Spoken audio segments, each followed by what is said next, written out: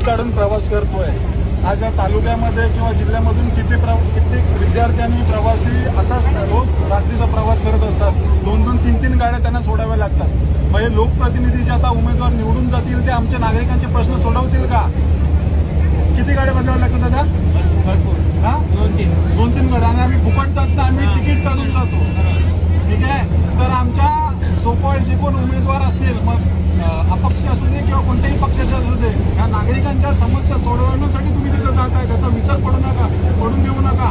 कारण की विद्यार्थ्यांना आणि महिलांना रात्री येताना खूप त्रास होतो की नाही? आणि गाडी नागोठण्यामध्ये आतमध्ये जात नाही, हायवेवरनं नेतात। हायवेवरनं लेडीज आतमध्ये कशी येणार? तिला नागोठण्याला आतमध्ये जायचं असेल तर तिने कसं यावं? महिलांसाठी काय आता बघा ना, एसटी मध्ये आता उतरणार कसं हायवेला?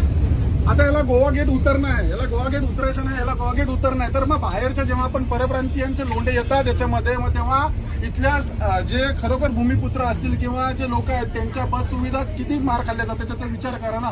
कारण की तो बसून होता, बाकीचे आम्ही सर्व स्टँडिंग होतो।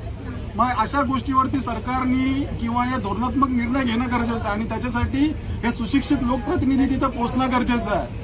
लक्षात घ्या, पटतंय का तुम्हाला विषय?